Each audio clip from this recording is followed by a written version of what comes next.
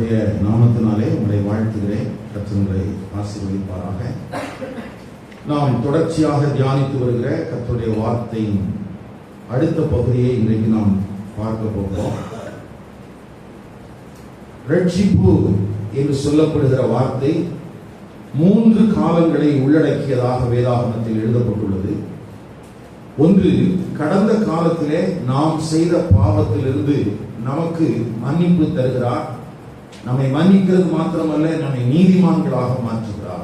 அது கடந்த காலத்திலே நமக்கு ஆண்டவராகிய இயேசு கிறிஸ்துவை விசுவாசிக்கும் போது நடந்த ஒரு காரியமாக இருக்கிறது.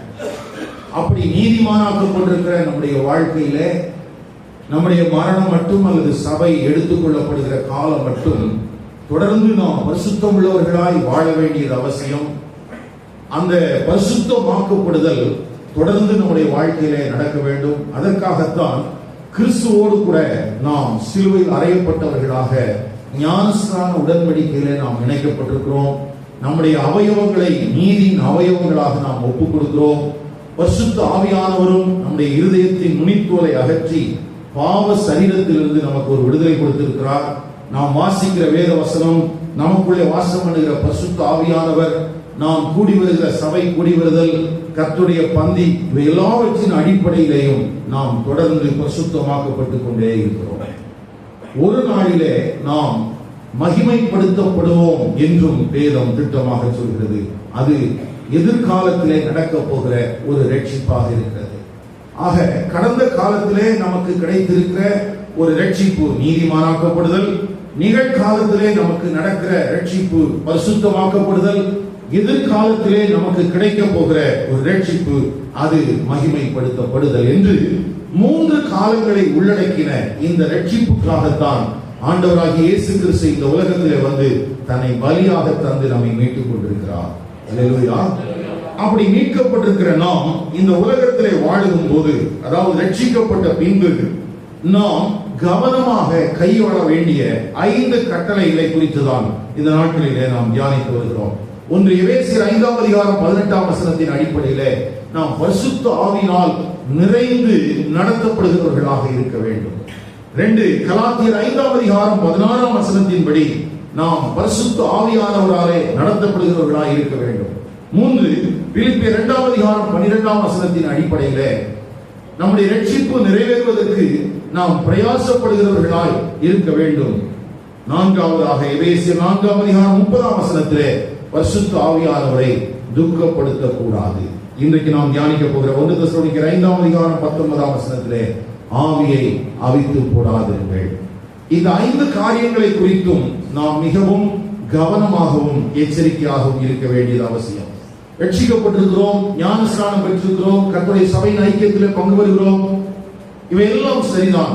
ஆனால் அதை தாண்டி நம்முடைய அன்றாட ஜீவியத்திலே நாம் நிகழ்கால பரிசுத்த வாழ்வை காத்துக் கொள்கிறதிலே மிகவும் கவனமாக இருக்க வேண்டியது மிகவும் அவசியமான ஒன்று. ஒருவேளை அந்த பரிசுத்தமாகுதல்ல நம்ம கவனமா இல்லாம இருந்தோம்னு சொன்னா அதனுடைய விளைவு எப்படி இருக்கும் என்று ரோமர் 6ஆம் அதிகாரம் 23ஆம் வசனத்திலே வாசிக்கிறோம். பாவத்தின் சம்பளம் மரணம். பாவத்தின் சம்பளம் மரணம். ஆகவே தேவனுடைய சபைக்குள்ளே இருக்கிறோம், பரிசுத்த ஆவியானவரால் நடத்தப்படுகிறோம், அல்லது தேவனுடைய சபையின் ஐக்கியத்தின் ஆசீர்வாதங்களை எல்லாம் அனுபவிக்கிறோம் என்று நாம் கவனம் குறைவாய் வாழ்ந்து விடாதபடிக்கு ஜாக்கிரதையாய் வாழ பரிசுத்த ஆவியானவர் உதவி செய்வாராக. இந்த 5 கட்டளைகளையும் 2 பிரிவாக பிரிக்கலாம். ஒன்று, பாசிட்டிவா நமக்கு சொல்லப்பட்டிருக்கிறது, பரிசுத்த ஆவியினால் நிறையுங்கள், பரிசுத்த ஆவியினால் நிறைந்து நடத்தப்படுங்கள் என்று. நெகட்டிவா சொல்லப்பட்டிருக்கிறது, பரிசுத்த ஆவியானவரை துக்கப்படுத்தாதீர்கள், பரிசுத்த ஆவியை அவித்து போடாதீர்கள். இந்த நெகட்டிவுக்கும் பாசிட்டிவுக்கும் நடுவில் பாலமாக காணப்படுவதுதான் பிலிப்பியர் 2ஆம் அதிகாரம் 12ஆம் வசனம். பயத்தோடும் நடுக்கத்தோடும் நம்முடைய ரட்சிப்பு நிறைவேறுவதற்கு நாம் என்ன செய்ய வேண்டும்?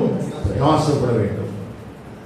அந்த ரட்சிப்பு நிறைவேறுவதற்கு நாம் எப்படி பிரயாசப்பட வேண்டும்? அதற்கு எங்க ஒத்தாசை வருகிறது என்றால், நமக்குள்ளே வாசம் பண்ணுகிற பரிசுத்த ஆவியானவர் நாம் எப்படி வாழ வேண்டும் என்கிற வாஞ்சையும் விருப்பத்தையும் நமக்குள்ளே உண்டாக்குகிறார். அவர் என்ன வாஞ்சையும் விருப்பத்தையும் தருகிறாரோ அதற்கு ஏற்றாற் போல நாம் வாழ வேண்டியது அவசியமாகும். இந்த 5 கட்டளைகளையுமே பரிசுத்த ஆவியானவரோடு தொடர்புடைய காரியங்களாக இருக்கிறது. யாரோடு தொடர்புடையது? பரிசுத்த ஆவியானவர். இந்த 5 கட்டளைகளையுமே நாம் நிகழ்கால பரிசுத்த வாழ்வுக்கு மிகவும் முக்கியமாக கவனத்தில் கொண்டு வாழ வேண்டியதாகிறது. சரி, இன்றைக்கு நாம் தியானிக்க போகிற ஆவியை அவித்து போடாதீர்கள் அப்படின்னு சொன்னா என்ன அர்த்தம்? இந்த அவித்து போடுதல் அப்படின்னு சொல்லும்போது நமக்கு கொஞ்சம் புரியாத மாதிரி இருக்கலாம். ஆனா அதற்கு ஒப்பான வேத வசனங்கள் சில காரியங்கள் எழுதப்பட்டிருக்கிறது. வாசிக்கலாம். மத்தேயு எழுதின சுவிசேஷம் 12ஆம் அதிகாரம் 20ஆம் வசனம், மத்தேயு எழுதின சுவிசேஷம் 25ஆம் அதிகாரம் 8ஆம் வசனம், மார்க் எழுதின சுவிசேஷம் 9ஆம் அதிகாரம் 48ஆம் வசனம்.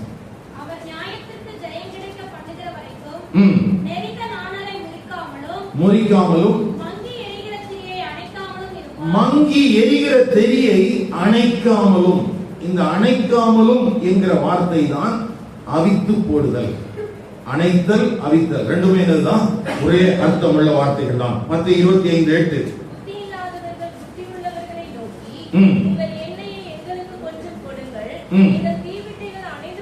எங்கள் தீவெட்டிகள் அணைந்து போகிறதே. மார்க் 9:48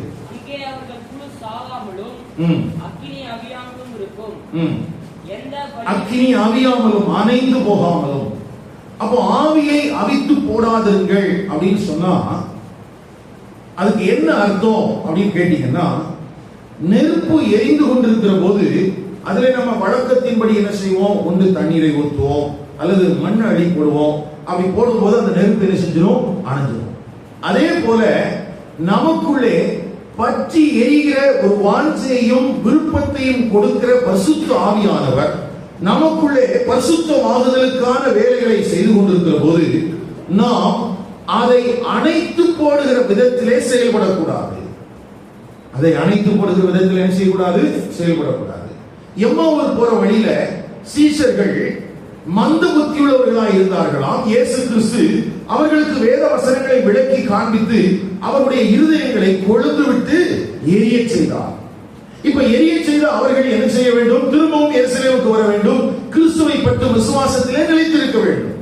ஒருவேளை அந்த மந்த புத்தியுள்ளவர்கள் நமக்குள்ளே கொழுந்து விட்டு எரிகிறது என்று சொல்லி திரும்பவும் கிறிஸ்துவை விட்டு பிரிந்து போவதற்கு அவர்கள் எண்ணம் கொண்டிருப்பார்களானால் அதுவே அணைத்து போடுதலாம்.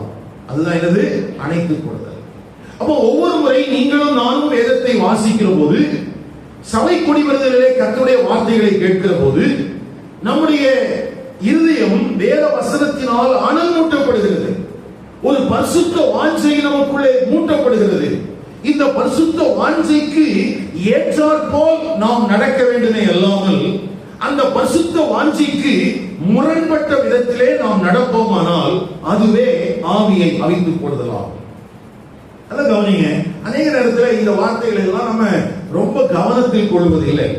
சபைக்குள்ள வர்றோம், கர்த்தருடைய வார்த்தைகளை கேட்கிறோம். அந்த கர்த்தருடைய வார்த்தைகளை கேட்கும் போது நாம் உயிர்ப்பிக்கப்படுகிறோம். நாம் நம்மை அர்ப்பணிக்கிறோம். ஆண்டவரே, இனி நான் ஆண்டவருக்கு பிரியமாக வாழ்வேன் என்று அப்படி அர்ப்பணித்து விட்டு நாம் வெளியே செல்லும் போது திரும்பவும் அர்ப்பணத்திலே நிலைத்திருப்பதற்கு ஏற்றாற் போல நாம் வாழ்வதில்லை. மாறாக ஏற்கனவே வாழ்ந்து கொண்டிருந்த அந்த பழைய வாழ்வுக்கே நாம் திரும்புகிறோம். அப்படியானால் சபையின் ஐக்கியத்துக்குள்ளே வரும்போது பரிசுத்த ஆவியானவர் அனல் மூட்டப்படுகிறார். நாம் வெளியே நம்முடைய வேலை ஸ்தலத்துக்கு செல்லும் போது, நம்முடைய குடும்பங்களுக்கு செல்லும் போது அந்த ஆவியானவர் பற்று வைத்திருந்த அந்த அக்கினி, அனல் மூட்டப்பட்டிருந்த அந்த அக்கினி, அந்த வாஞ்சை நான் திரும்பவும் என்னுடைய செயல்களினாலே என்ன செய்கிறேன்? அவித்து போடுகிறேன். இப்படி அணைத்து போடுவதை குறித்து நாம் கவனமாக இருக்க வேண்டியது அவசியம். அதை குறித்து கர்த்தருடைய ஆவியானவர் இன்றைக்கு திட்டமாக நம்மத்திலே வெளிப்படுவாராக. சரி, இன்னொரு வசனத்தை கூட வாசிங்க. அந்த வசனத்தையும் 1 தெசலோனிக்கர் 5:19 நம்ம கம்பேர் பண்ணி படிச்சோம்னா இன்னும் நமக்கு கூடுதலாக புரிய ஆரம்பிக்கும். எபேசியர்கள் நிருபம் 6ஆம் அதிகாரம் 16வது வசனம். எபேசியர் 6:16 பொல்லாங்கன் எய்யும் அக்கினி ஆஸ்திரங்களை எல்லாம் அவித்து போடத்தக்கதாய் எல்லாவற்றிற்கும் மேலாக விசுவாசம் என்னும் கேடகத்தை பிடித்துக் கொண்டவர்களாயும் நில்லுங்கள். கவனிங்கள், பரிசுத்த ஆவியினாலே நிறைந்து நடத்தப்பட வேண்டிய ஒரு தேவனுடைய பிள்ளை என்ன செய்ய வேண்டும் என்றால், பிசாசினாலே அந்தகார கிரியைகளினாலே நமக்கு விரோதமாய் எய்யப்படுகிற அக்கினி ஆஸ்திரங்களை அணைத்து போட வேண்டும். எதன் அடிப்படையிலே? நாம் கொண்டிருக்கிற விசுவாசம் என்ற கேடகத்தின் அடிப்படையில். எதை அணைத்து போடணும்? இருக்கிறீங்களா? இங்க இருக்கிறீங்களா? எதை அணைச்சு போடணும்? பொல்லாங்கு நெய்கிற அக்கினி ஆஸ்திரங்களை விசுவாசம் என்னும் கேடகத்தினாலே என்ன செய்ய வேண்டும்? அணைத்து போட வேண்டும். இப்போ 1 தெசலோனிக்கேயர் 5:19, ஆவியை அவித்து போடாதீர்கள். எதை அவித்து போடக்கூடாதுன்னா, பரிசுத்த ஆவியானவரால் நமக்குள்ளே தூண்டப்படுகிற பரிசுத்த வாஞ்சையை, விருப்பத்தை என்ன செய்யக்கூடாது? அவித்து போடக்கூடாது. அப்போ பரிசுத்தமற்ற அல்லது அசுத்த ஆவியினால் எனக்குள்ளே எய்யப்படுகிற அக்கினியாஸ்திரங்களை நான் அணைத்து போட வேண்டும். எனக்கு உள்ளே இருந்து பரிசுத்த ஆவியானவர் கொடுக்கிற அந்த வாஞ்சையும் விருப்பத்தையும் அணைத்து போடாதபடிக்கு காத்துக் கொள்ள வேண்டும். அப்ப நம்முடைய பொறுப்பு என்ன? ஒண்ணு, அசுத்த ஆவியினால வருகிற அந்த அக்கினியாஸ்திரங்கள் எல்லாம் என்ன செஞ்சிடணுமா? அணைத்து போட வேண்டும். பரிசுத்த ஆவியினால வருகிற வாஞ்சைக்கும் விருப்பத்துக்கும் ஏற்றார் போல நம்ம என்ன செய்யணும்? வாழணுமா? ஆனா அநேக நேரத்தில் நம்ம என்ன செய்யறோம் பாருங்களேன். என்ன செய்யறோம்? எதை அணைச்சு போட சொல்லி இருக்குதோ அதற்கு உயிர் கொடுக்கிறோம். எதை அணைந்து போகாதபடிக்கு காக்க வேண்டுமோ அதற்கு நாம் என்ன செஞ்சிடறோம்? அதை அணைச்சு போடுறோம். அப்ப யாருக்கு நம்ம சப்போர்ட்டா இருக்கோம்? பக்கத்துல உங்க கை பிடிச்சு, நீங்க யாருக்கு சப்போர்ட்? பரிசுத்த ஆவியா? அசுத்த ஆவியா? புரியுதா உங்களுக்கு? வேதம் என்ன சொல்லுது? பரிசுத்த ஆவியினால் நிறைந்திருக்கிற நான் ஒரு போர் சேவகனை போல கேடகத்தை பிடித்துக் கொண்டு பிசாசினால் எனக்கு விரோதமாய் எய்யப்படுகிற அக்கினியாஸ்திரங்களை நான் அணைந்து போக செய்ய வேண்டும். அக்கினியாஸ்திரம்னா என்ன? அம்பு இருக்கு இல்லையா? பழைய காலத்துல யுத்த முறைமையில என்ன இருக்கும்? அம்பு இருக்கும். அந்த அம்புக்கு பின்னால நெருப்பு மூட்டப்பட்டிருக்கும்.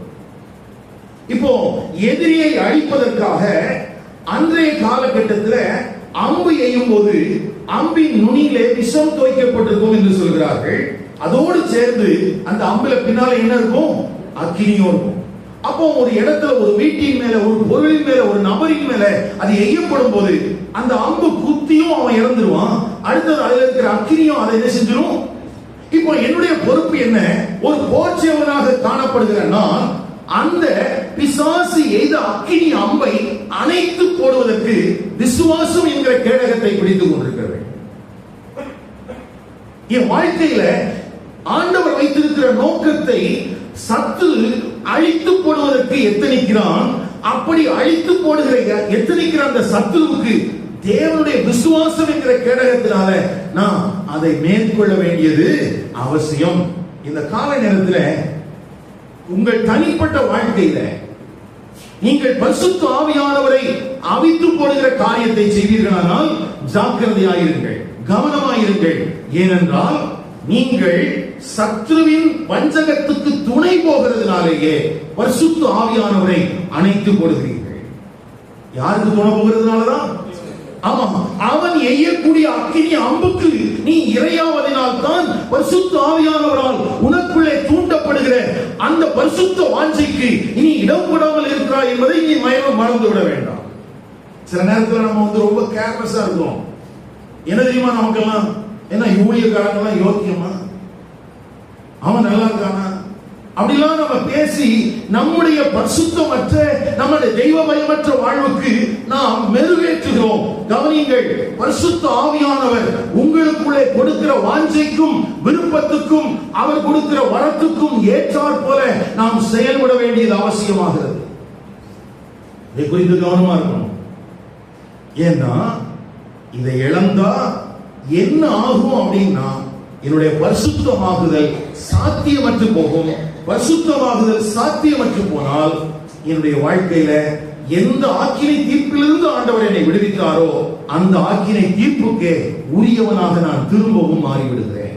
ஐயா, இந்த பரிசுத்தமாகுதல் நடைபெறாமல் காலகட்டத்திலேயும் நீ போஷிக்கப்படலாம், நீ உடுத்துவிக்கப்படலாம், ஒருவேளை நல்ல கல்வி உனக்கு கிடைக்கலாம், நல்ல வேலை கிடைக்கலாம், திருமணம் ஆகலாம், பிள்ளைகளை பெறலாம், வீடு கட்டலாம், கார் வாங்கலாம், இது எல்லாம் உனக்கு கிடைக்கலாம். கிறிஸ்தவன் என்கிற பெயரோடு இருந்து கொண்டு நீ இவைகளை எல்லாம் அனுபவிக்கலாம்.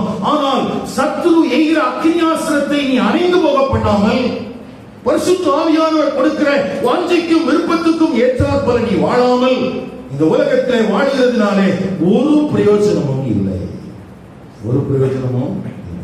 அதனால நீங்க வேதத்தை வாசிக்கும் போது, வேத வசனங்களை கேட்கும் போது என்ன பரிசுத்த வாஞ்சை உங்களுக்குள்ளே அனல் மூட்டப்படுகிறதோ அந்த பரிசுத்த வாஞ்சையை தக்க வைத்துக் கொள்கிறதிலே, பழைய ஏற்பாட்டில் இரவும் பகலும் விளக்கு அணையாமல் எரிந்து கொண்டே இருக்க வேண்டும்.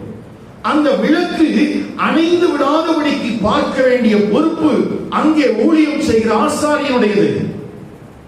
அந்த விளக்கு எப்பொழுதும் எரிந்து கொண்டே இருக்க வேண்டும். அப்படி போல எனக்குள்ளே ஏற்றப்பட்டிருக்கிற பரிசுத்த வாஞ்சை, பரிசுத்த விருப்பம் அது அணைந்து போகாமல் அது காக்கப்பட்டுக் கொண்டே இருக்க வேண்டும். அதற்கு ஏற்ற ஒரு சூழலிலே தான் நான் இருக்க வேண்டும். ஐயா, இதை செய்வதற்கு எனக்கு அனுமதி இல்லையா, இதை செய்வதற்கு அனுமதி இல்லையா என்றால் எல்லாவற்றையும் அனுபவிப்பதற்கு உனக்கு அதிகாரம் இருக்கலாம், ஆனால் எல்லாம் உனக்கு தகுதியாக இருக்காது. ஆண்டவர் உனக்குள்ளே கொடுத்திருக்கிற அந்த பரிசுத்த தீபம் அணைந்து போவதற்கு ஏற்ற ஒரு சூழலுக்கு நேராக நீ தயவு செய்து கடந்து போகாதே. அதை குறித்து நீ ஜாக்கிரதையா இரு. ஏனென்றால் ஒருவேளை அணைந்து போகுமானால் திரும்பவும் இது பற்ற வைக்கப்படுமா, அனல் மூட்டப்படுமா என்பதை குறித்து வேதத்திலே திட்டமான எந்த வார்த்தைகளும் எழுதப்படவே இல்லை. ஆகவே அணைஞ்சு போச்சுன்னா என்ன பண்றதுங்கிறத குறித்து யோசிக்க வேண்டாம். அணையாமல் இருப்பதற்கு கவனமா இருக்க கர்த்தர் நமக்கு அனுகிரகம் பண்ணுவாராக. அல்லேலூயா. ஒரு அனுபவத்தின் அடிப்படையில் நான் ஒரு காரியத்தை சொல்ல முடியும். என்ன? அணைந்து போகிறவர்கள் அநேகருக்கு இடராய் இருப்பார்கள். எப்படி இருப்பாங்க? யூதா நிருபத்தில் இப்படி நம்ம வாசிக்கிறோம்.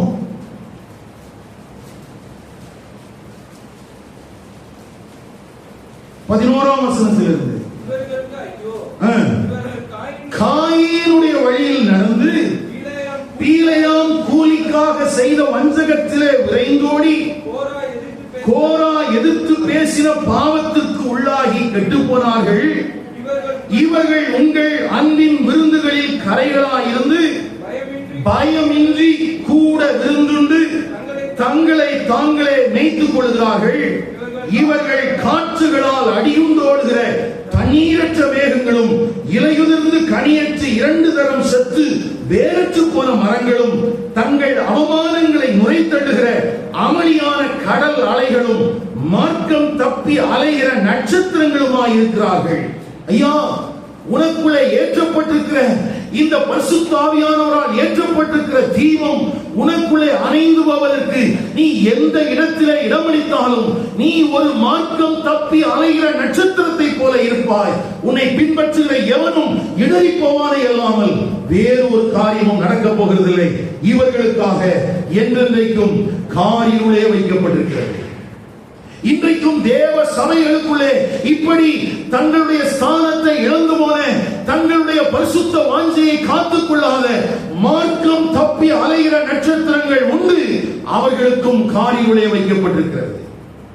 அப்படின்னா இந்த கால நேரத்தில் நம்முடைய வாழ்க்கையில நமக்கு ரொம்ப கவனமா இருக்கணுங்க, ரொம்ப சென்சிபிளா இருக்கணும். ஆனா எனக்கு ரொம்ப வேதனையான காரியம் என்னன்னா, இன்றைய கிறிஸ்தவம், இன்றைய இருக்கிற தேவ சபை, இன்றைக்கு இருக்கிற தேவனுடைய மக்கள் பிரசங்கிக்கப்படுகிற வார்த்தையை காதுகளிலே கேட்கிறார்கள். ஆனால் அந்த பரிசுத்த வாஞ்சையை தங்கள் வாழ்க்கையில தக்க வைத்துக் கொள்வதற்கு எந்த பிரயத்தனமும் பண்ணுவதில்லை.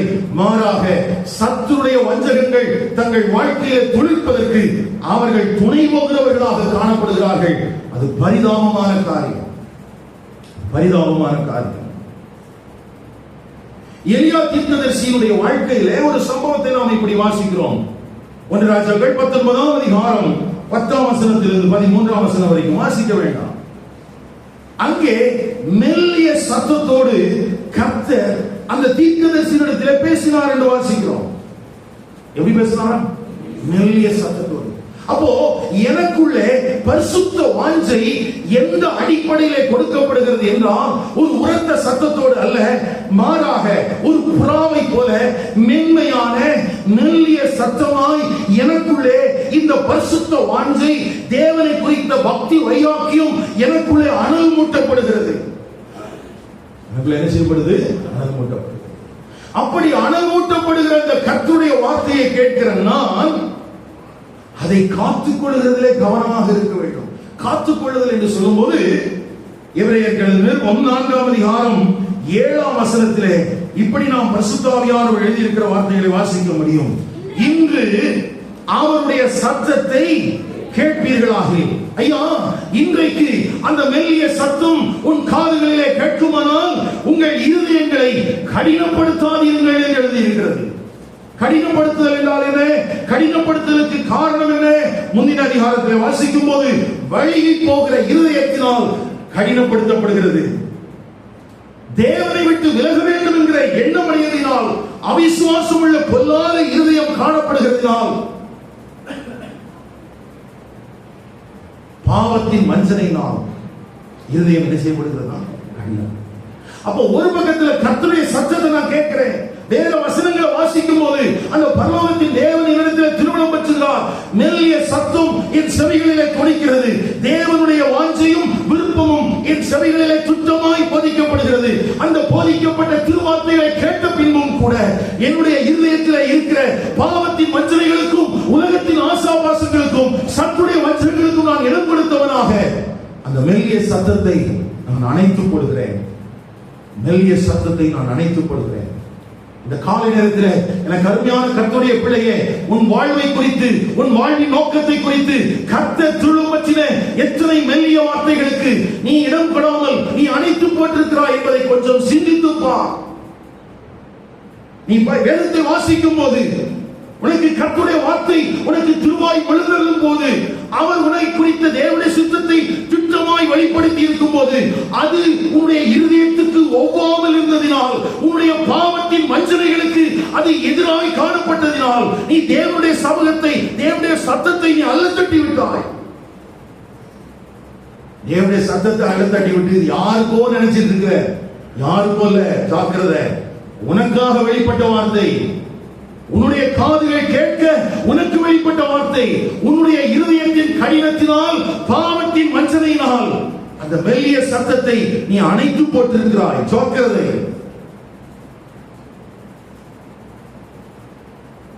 அப்போ ஆண்டுடைய சத்தம் எனக்கு கேட்கும் போது, ஆண்டுடைய வார்த்தைக்கு நான் ஒப்பு கொடுக்கிறேன். நம்ம சொல்றோம், ஒரு பிரசங்கத்தை கேட்டுச்சு யாரோ ஒப்பு கொடுக்குறீங்கன்னு கையை உயர்த்தி மனநாள் போட்டு எல்லாம் செஞ்சிடறோம். வெரி குட், நல்லது. ஆனா அந்த அர்ப்பணத்திலே நிலைநிற்பதற்கு நாம் என்ன செய்திருக்கிறோம்? அதற்கான விலைக்கிரயத்தை செலுத்துவதற்கு நாம் ஆயத்தமா இல்லை. இப்படி ஒரு வார்த்தை எழுதப்பட்டிருக்கிறது தீமோத்தேயுவை குறித்து. அப்போஸ்தலனாகிய பவுல் தீமோத்தேயுவின் நிருபத்துல, முதல் நிருபத்துல அவர் ஒரு வார்த்தை இப்படி எழுதுறார் பாருங்க. 4ஆம் அதிகாரம் 14ஆம் வசனம். உன்மேல் கைகளை வைத்த போது தீர்க்க தரிசனத்தினால் உனக்கு அளிக்கப்பட்ட வரத்தை பற்றி அசதியாயிராதே. கவனிங்க, இங்கே அவனுக்குள்ளே வரங்கள் அனல்மூட்டப்பட்டது. மூப்பராகிய சங்கத்தால் அவன் மேல் கரங்களை வைத்த போது அந்த வரங்கள் எல்லாம் என்ன செய்யப்படுகிறதா? அனல்மூட்டப்படுகிறது. அதுக்கு என்ன சொல்லியிருக்கிறாரு பவுல்? என்ன சொல்றாரு? அதை குறித்து அசதியாயிராதே, நீ தேடுகிறது யாவருக்கும் விளங்கும்படி இவைகளையே சிந்தித்து இவைகளிலே நிலைத்திரு. ஓகேவா? இப்படி எழுதிட்டு 2ஆம் நிருபத்துக்கு வரும்போது 1ஆம் அதிகாரம் 6ஆம் வசனம். நான் உன்மேல் என் கைகளை வைத்ததினால்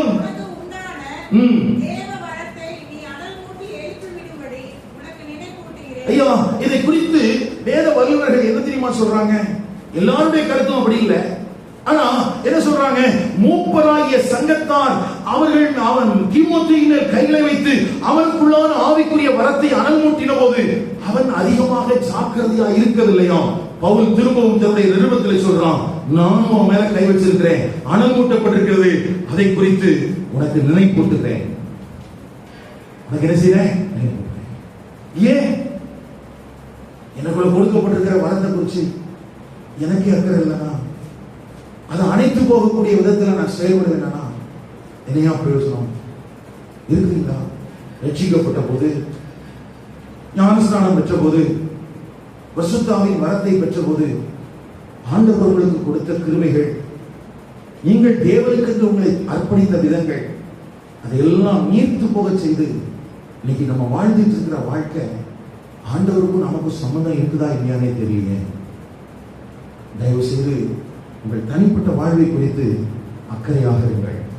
நீங்கள் கிறிஸ்தவர்கள் என்பதை வெளிக்காட்டுவதற்காக நீங்கள் எப்படிப்பட்ட பக்தியின் வேஷத்தை வேண்டுமானாலும் தரித்துக் கொள்ளலாம்.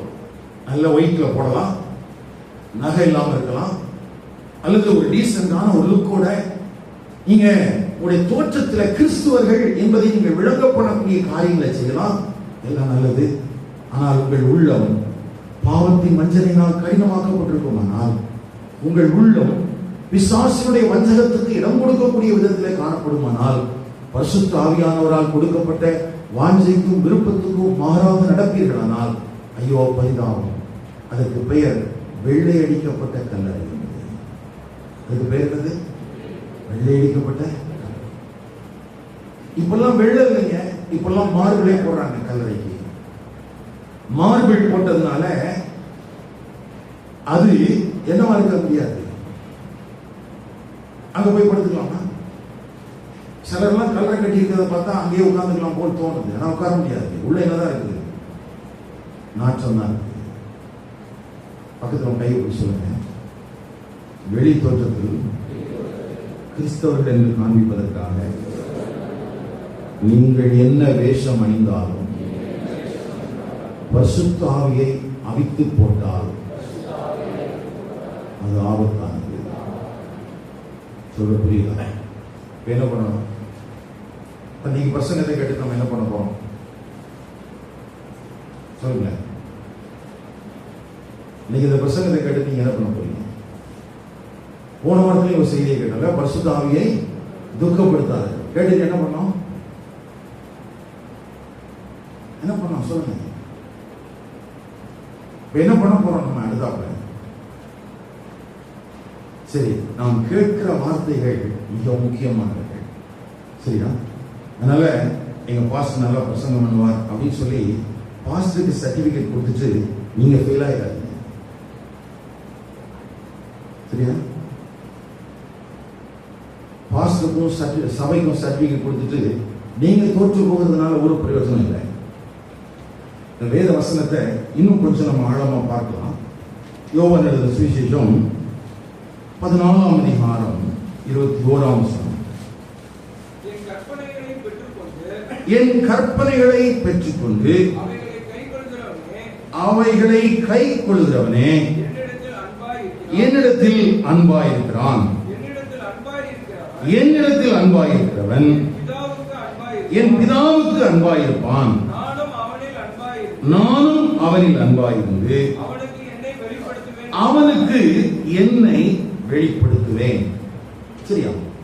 கவனிங்க, இந்த வார்த்தையுடைய அர்த்தம் என்ன? இதை மட்டும் நம்ம பார்த்துட்டாங்களே இந்த செய்திக்கான காரியம் போதுமானதாக இருக்கும் என்று நான் விசுவாசிக்கிறேன். அந்த வசனத்துல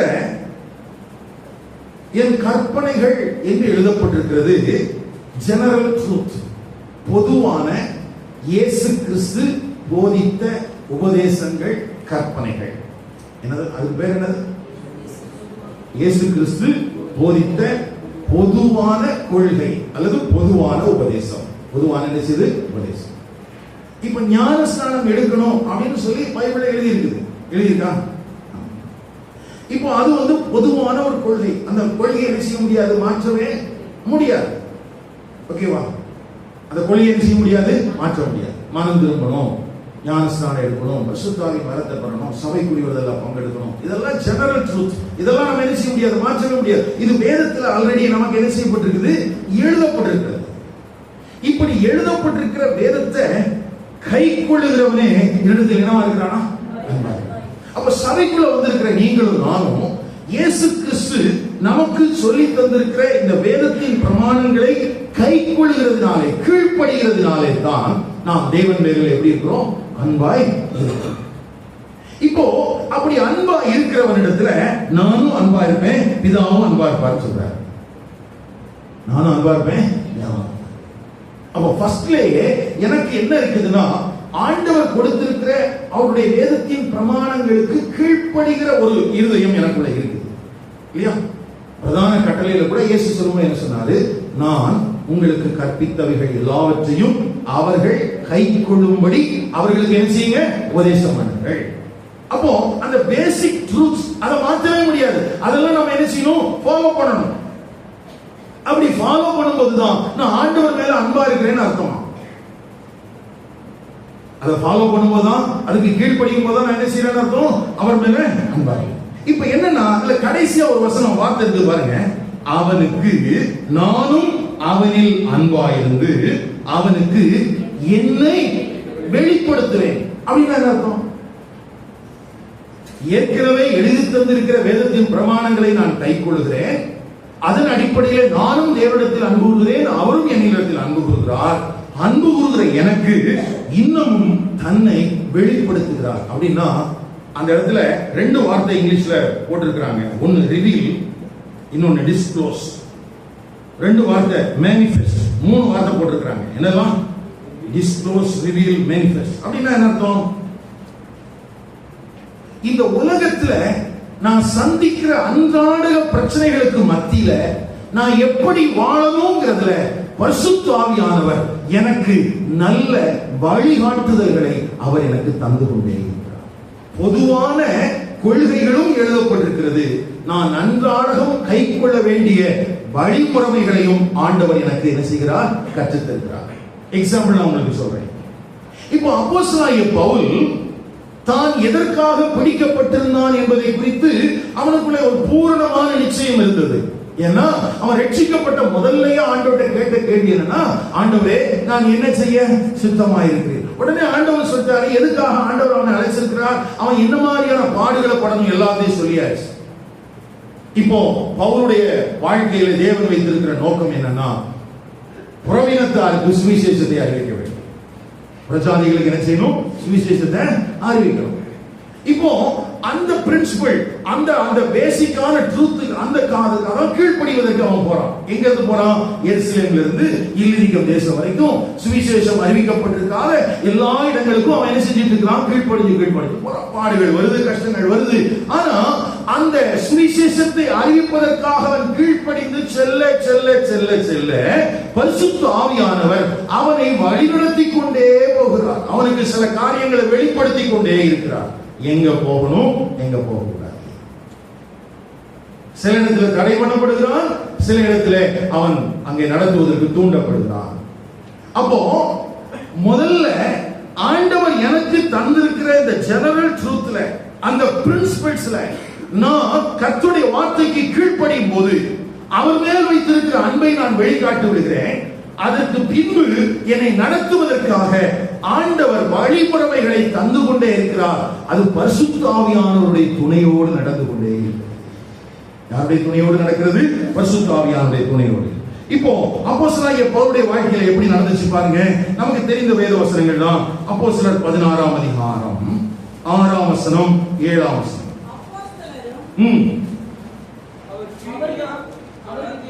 நாடுகளை கடந்து போன போது ஆசியாவிலே வசனத்தை சொல்லாதபடிக்கு பரிசுத்த ஆவியினாலே தடைபடப்பட்டு. ஆமா, இது இன்ஸ்ட்ரக்ஷன்.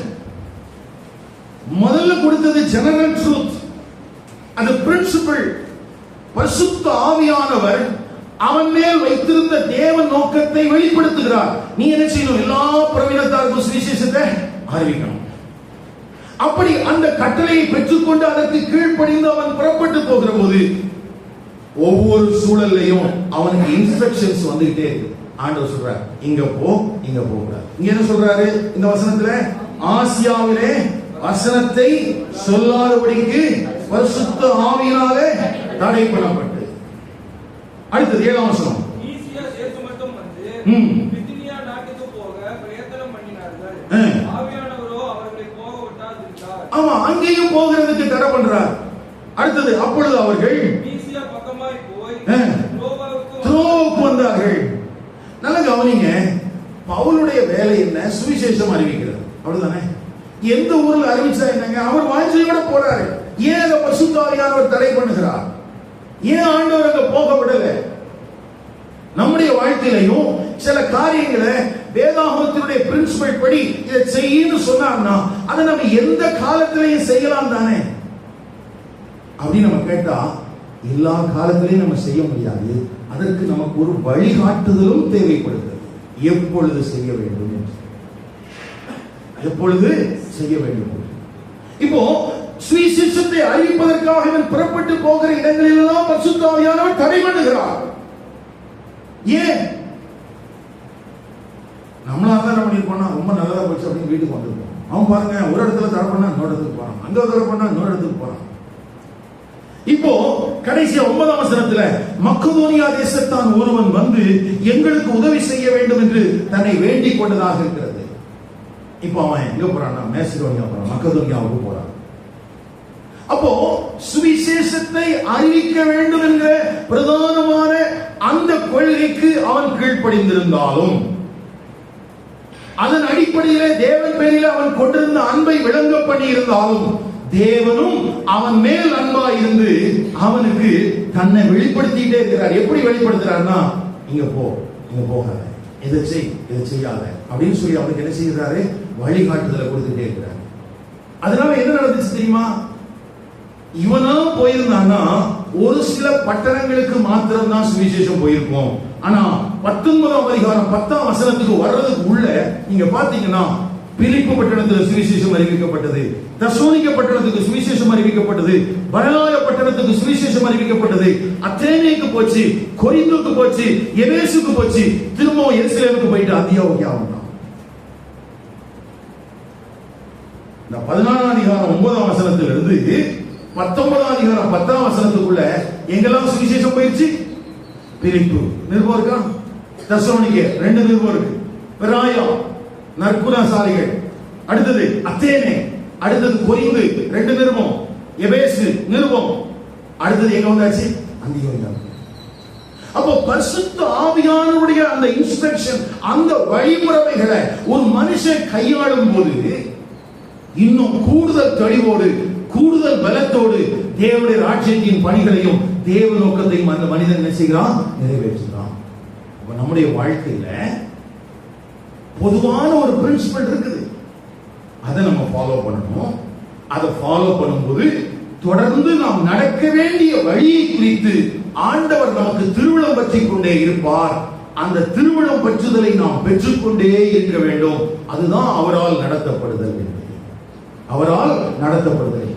இப்ப ஆவியை அவித்து போடுதல் என்றால் என்ன? இப்ப பவுல்கிட்ட வந்து ஆண்டவர் சொல்றாரு, அப்ப நீ அங்க போக வேண்டாம்னு சொல்றாரு.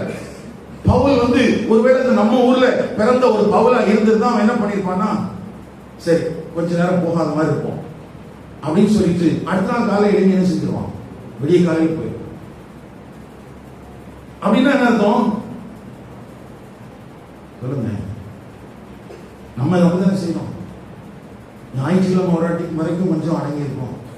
திங்கட்கிழமை காலையில் ஆனவுடனே திரும்ப பழைய குருடி கதவு திரடின்னு பழைய வழிக்கே நம்ம போயிடுவோம். நமக்கு என்னன்னா, இன்னொரு ஞாயிற்றுக்கிழமை கிடைக்காமலா போக போகுது, இன்னொரு முறை பாஸ்டர் பிரசங்கம் பண்ணாமலா போயிட போறாரு, இன்னொரு முறை நான் ஆவியில உயிர்ப்பிக்கப்படாமலா போயிட போறேன். இப்படியே என்னுடைய வாழ்க்கை முடிஞ்சிடாதுல்ல. நிச்சயமா இன்னொரு ஞாயிற்றுக்கிழமை என்ன செய்யும்? பக்கத்துல கைப்பிடி சொல்லுங்க, கைப்பிடி உங்களுக்கு தான் இருக்கும். நீ யாரோ நினைச்சிட்டு உட்காந்துருக்கீங்க, உங்களை தான் சொல்றாங்க. ஞாயிற்றுக்கிழமை ஆச்சுன்னா பக்தியான ஒரு வேஷம். ஞாயிற்றுக்கிழமை சர்ச்சை விட்டு வெளியே போயிட்டா அதுக்கு பிறகு ஆண்டவருக்கும் நமக்கு எந்த சம்பந்தமும் கிடையாது. யாரோ போல நம்முடைய வாழ்க்கை. எனக்கு அருமையான கர்த்தருடைய பரிசுத்தவான்களே, உங்கள் வாழ்வை குறித்து கவனமாக இருக்கிறது. உங்க வாழ்க்கை தான், உங்களுடைய எதிர்காலம் தான் பாதிக்கப்படும். யாருடைய வாழ்க்கையோ அல்ல, உங்களுடைய வாழ்க்கை தான் பாதிக்கப்படும். உங்களுக்குள்ளே வாசம் பண்ணுகிற பரிசுத்த ஆவியானவர் உங்களை நடத்துகிற போது உங்களுக்குள்ளே தருகிற பரிசுத்த வாஞ்சை, உங்களுக்குள்ளே தருகிற பரிசுத்த விருப்பம், அதற்கு ஏற்றாற் போல நீங்க செயல்படணும் அப்படின்னு அவர் காத்துட்டு இருக்கும் போது, அதை நம்ம நிறைவேற்றும் போது அது நிமித்தமாய் அதிகமான பலன்களை நாம் பெற்றுக்கிறோம். அது பவுலுடைய வாழ்க்கை ஒரு சாட்சியா இருக்கு. அந்த பேசிக்கான ட்ரூத்தையும் அந்த பிரின்சிபலையும் இன்ஸ்ட்ரக்ஷனையும் பிரிச்சு பார்க்கறதுக்கு நமக்கு தெரிஞ்சிருந்துச்சுன்னா நிச்சயமாக நாம் தேவனால் வழி நடத்தலாம். இப்போ என்ன ஆண்டவர் ஊழியத்துக்கு அப்படின்னு சொல்லி என்ன உணர்த்தின போது நான் ஊழியத்துக்கு ஒப்புக்கொண்டேன். இப்போ ஆண்டவரை பின்பற்றுறது முடிவு பண்ணியாச்சு, கர்த்தருக்கு ஊழியம் செய்யறது முடிவு பண்ணியாச்சு. அப்படின்னா எங்க வேணாலும் செஞ்சிடலாமா? இல்ல, எங்க செய்யணுங்கிறத யார் தான் சொல்றா நமக்கு? அது இன்ஸ்ட்ரக்ஷன்ஸ். சரி, என்ன விதமான ஊழியம் செய்யணும் அதுவும் அவர் தான் சொல்றாரு, அது இன்ஸ்ட்ரக்ஷன்ஸ். எப்படி செய்யணும் அதுவும் யார் தான் சொல்றா? அவர் தான் சொல்றாரு, இன்ஸ்ட்ரக்ஷன்ஸ். அப்போ அடிப்படையான வேத சத்தியங்களுக்கு கீழ்ப்படுகிற ஒரு மனிதனிடத்திலே தான் ஆண்டவர் திரும்பவும் திரும்பவும் தன்னை வெளிப்படுத்திக் கொண்டே இருக்கிறார். ஆனால் பெரிய பரிதாபம், இன்றைக்கு அடிப்படையான வேத சத்தியங்களுக்கு கீழ்ப்படியாத அநேகர் பரிசுத்த ஆவியால் தாங்கள் நடத்தப்படுவதாக, பரிசுத்த ஆவியானவர் தங்களுக்கு வெளிப்படுத்துவதாக அநேக பொய் வீட்டைகளை வைத்து விடுகிறார்கள். அவர்களுக்கு தேவனையும் தெரியவில்லை, தேவனுடைய வார்த்தையும் தெரியவில்லை. யோவான் 14:21 ரொம்ப முக்கியமான வார்த்தை. ஐயா, நீ அடிப்படையான வேத சத்தியங்களுக்கு கீழ்ப்படியாதவனா இருக்கும் போது, பிதாவாகிய தேவனிடத்தில் உன்னுடைய அன்பை நீ உறுதிப்படுத்தாதவனா இருக்கிற போது, நீ எப்படி அவரால் நடத்தப்பட முடியும்? அவர் எப்படி உனக்கு வெளிப்பாடுகளை தர முடியும்? எப்படி உனக்கு தன்னை வெளிப்படுத்துவார்? கீழ்ப்படியாத போயிட்டு இந்த வேலையை செய்து கொள்வாரா? இந்த வசனத்தின் அடிப்படையிலே இன்றைக்கு பூமியிலே செய்யப்படுகிற அநேக ஊழியங்கள் தோற்று போகுமையா? கவனமாக இருங்கள். அடிப்படையான வேத சத்தியங்களின் உண்மைகளை தங்கள் வாழ்க்கையில அபியாசிக்காமல் வெறுமனே தாங்கள் பரிசுத்த ஆவியாலே நடத்தப்படுவதாக தாங்களும் ஏமாந்து ஒரு பெரிய கூட்டத்தை ஏமாற்றிக் கொண்டிருக்கிற வஞ்சகமான காலகட்டத்திலே வாழ்ந்து கொண்டிருக்கிறீர்கள். எனக்கு அருமையான தேவனுடைய சபை மக்களே, தேவனுடைய வார்த்தைக்கு திரும்பி வாருங்கள். அடிப்படையான வேத சத்தியங்களுக்கு கீழ்ப்படுகிறதிலே கவனமாயிருங்கள். தேவன் பேரிலே நீங்கள் கொண்டிருக்கிற அன்பை உறுதிப்படுத்துங்கள். இப்படி யோசிச்சு பாருங்களேன். இப்ப ஞானஸ்தானம் எடுக்கணும் அப்படிங்கிறது பேசிக்கான பிரின்சிபல். இப்ப நான் ஒரு ஊழியக்காரர், நான் ஒரு பாரம்பரியமான கிறிஸ்தவ பின்னணியத்தில் இருக்கிறேன். இப்ப நான் என்ன பண்றேன்? நான் மற்றவங்களுக்கு எல்லாம் பிரசங்கம் பண்றேன். ஞானஸ்தானம் எடுத்தீங்களா? நீங்களாம் ஞானஸ்தானம் எடுக்கணும் அப்படின்னு நான் பிரசங்கம் பண்றேன்னு வச்சுக்கோங்களேன். அதுக்கு பேர் என்னது? அதுக்கு பேர் என்னது? சொல்ல மாட்டீங்க. உங்க ஊர்ல ஐயர்லாம் ஞானஸ்தானம் கொடுக்கிறாருல்ல? ஹலோ, உங்க ஊர்ல ஐயர்லாம் ஞானஸ்தானம் கொடுக்குறாங்க. ஐயர் தான் என்ன? பிராமணர். அந்த ஐயர்ல ஆமா, நம்ம ஒரு சபைகள் இருக்கிற டெனாமினேஷன்ல ஐயர்னு சொல்றாங்க இல்லையா, அந்த ஐயர்லாம் ஞானஸ்தானம் கொடுக்குறாருல்ல. என்ன ஞானஸ்தானம் கொடுக்குறாரு? என்ன ஞானஸ்தானம்? இல்லையே. இப்பெல்லாம் ஞானஸ்தானம் தொட்டி கட்டி முழுக்கெல்லாம் ஞானஸ்தானம் கொடுக்குறாங்களே. என்கிட்ட ப்ரூஃப் இருக்குது. பிஷப்பே கொடுக்குறாரு. அது எந்த அடிப்படையில? பேசிக்கான பிரின்சிபல அவரே கை கொள்ளல, ஆனா அவர் மற்றவங்களுக்கு என்ன செய்யறாரு? இதுக்கெல்லாம் சிரிக்கிறீங்க. நம்ம ஊர்ல இருக்கிற சுவிசேஷர்கள் என்ன ஞானஸ்தானம் கொடுக்குறாங்க? என்ன சுவிசேஷர்? ஐயர்களோட நல்லா சிரிச்சீங்க, சுவிசேஷர்களோட வாயெல்லாம் முடிச்சு. நம்ம ஊர்ல சுவிசேஷர்கள்லாம் செத்து போனா யாரும் நடக்க மாட்டான். யார் நடக்க பண்றான்?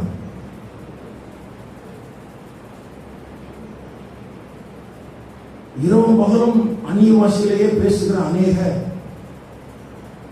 சுவிசேஷர்கள் ஞானஸ்தானம் பெற்று பரிசுத்தாவின் அபிஷேகத்தை பெற்று அந்நிய வாசிப்பது செத்த அடக்கம் பண்றதுக்கு சிஎஸ்ஐ கலர் கொடுத்து தானே போறான். ஐயர் தான் சுத்தி நிற்க வேண்டியிருக்குது.